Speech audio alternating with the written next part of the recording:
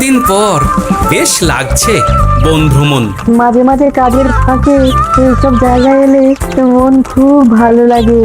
শুদ্ধ বাতাস, মাটির সোনার গন্ধ, পাখির কলতান, আহা।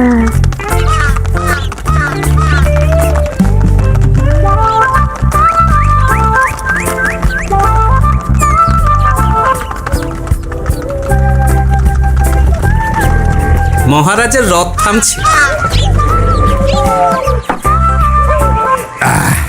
আমরা এইখানে বসে আজ রাজকার্য পরিচালনা করব।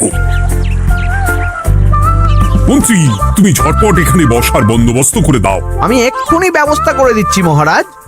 এই এখানেই আমাদের বসার জন্য ছাউনি করে দাও। এক্ষুনি করে দিচ্ছি মন্ত্রী মশাই। এরা বসার জায়গাটা করে দিক, ততক্ষণ আমরা একটু হেঁটে আসি।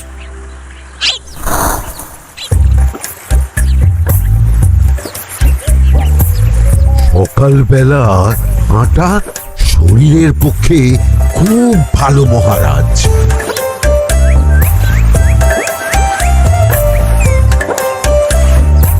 আগেকার দিনে রাজা মহারাজরা এই সব বনে মৃগয়া করতে আসতেন। মৃগয়া একদম ভালো নয় মন্ত্রী। তুমি জঙ্গলে আসছো অন্য প্রাণীদের মারতে। কেন মারবে? ওরা তো তোমার কোনো ক্ষতি করেনি। না, তা করেনি, কিন্তু তখন ওটা রাজা মহারাজাদের খেলা ছিল। শুনেছি আপনার প্রপিতামহ খুব ভালো বাঘ শিকার করতেন, অনেক বাঘ মেরেছেন। মন্ত্রী, তুমি একটা কথা হয়তো জানো না। আমার প্রপিতামহ শিকার করতেন, কিন্তু কোনো স্বাভাবিক জানোয়ারকে নয়। যে বাঘ মানুষ খেকো হয়ে প্রজাদের ক্ষতি করত, আমার প্রপিতামহ সেই সমস্ত বাঘদেরই মারতেন। এছাড়া উনি বন্য প্রাণী সংরক্ষণ করতে বড়ই ভালোবাসতেন।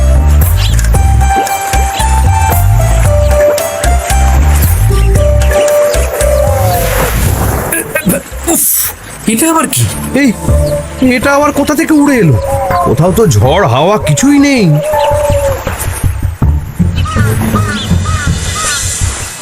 একটা ধাঁধা মহারাজ, এই কাগজে লেখা। ধাঁধা? পড়ো দেখি। জোয়ার ভাটা প্রভুর খেলা, ভাটা হবে হলে বেলা। ভাটা হলেই দেখা যাবে লাল রঙের এক পাথর পাবে। নদীর ধারে গর্ত করে যত্নে সাজাই কলস ভরে। হেথায় হোথায় ছড়িয়ে যাহা, অন্ধকারে জলে তাহা। ঢুকলে চক্ষু ঝলসে যাবে, হাতের কাছে ঘন্টা পাবে। ঠিক ঘন্টা বাজলে পরে পড়বে ঝরে থরে থরে। ঘন্টা যদি হয় ভুল, যেন তুমি হারাবে কুল। ঠিক ঘন্টা চিনতে হলে নকশা দেখো চক্ষু খুলে।